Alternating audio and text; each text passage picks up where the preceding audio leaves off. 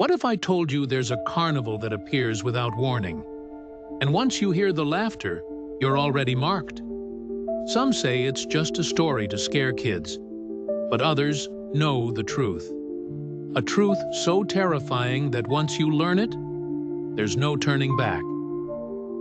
Tonight, we follow the trail of the laughing ghost, a spirit that doesn't just haunt the carnival. It haunts the ones who dare to listen.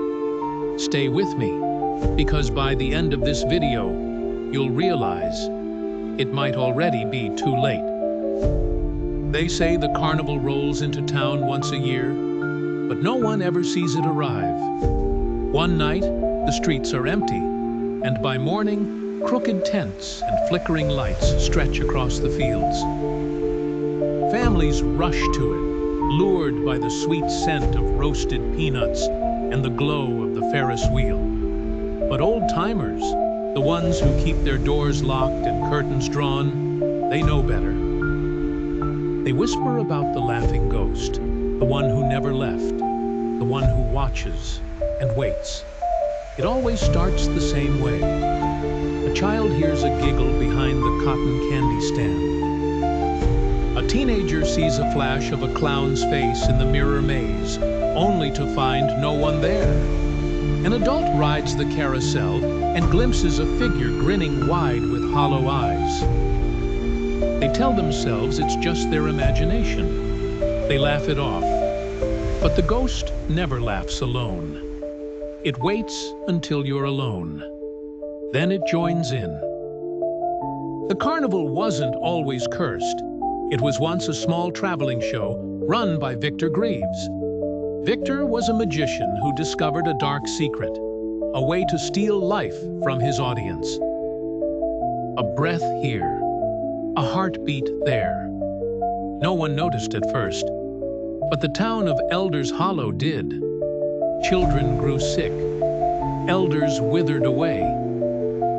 When the townsfolk realized what Victor had done, they dragged him into the center ring, chained him, and burned the tent to the ground. Victor's laughter rang through the fire, promising he would return. Not for revenge, but to keep the carnival alive forever, fed by the fear of those who dared enter. Every year, the carnival returns. Every year, someone disappears. No posters, no news, just a new face added to the house of mirrors. If you look closely, you'll see them behind the glass, mouths stretched wide in silent screams. But when you turn your back, you might hear it. A giggle, soft at first, then louder, louder, until it fills your head and soul. A girl named Elise didn't believe the stories. She and her friends sneaked into the carnival after midnight. They found the funhouse first. The mirrors inside weren't right. They didn't reflect. They showed twisted futures. Elise saw herself, older, with empty eyes and a sick grin. She backed away, but her friends were gone. She called out, but only her echo answered. Then she heard it. That laugh. The mirror in front of her shifted. It was Victor now. His tattered costume, his ever-growing smile splitting his face wide open. His clawed hands reached from the glass. Elise ran, but the hallways twisted, endless. The laughter followed, closer and closer, until it felt inside her mind. They found her the next morning, standing silent at the edge of the carnival grounds. Her hair white, holding a porcelain doll with wide, staring eyes. She hasn't spoken since, only rocks slowly, humming a tune no one dares to recognize.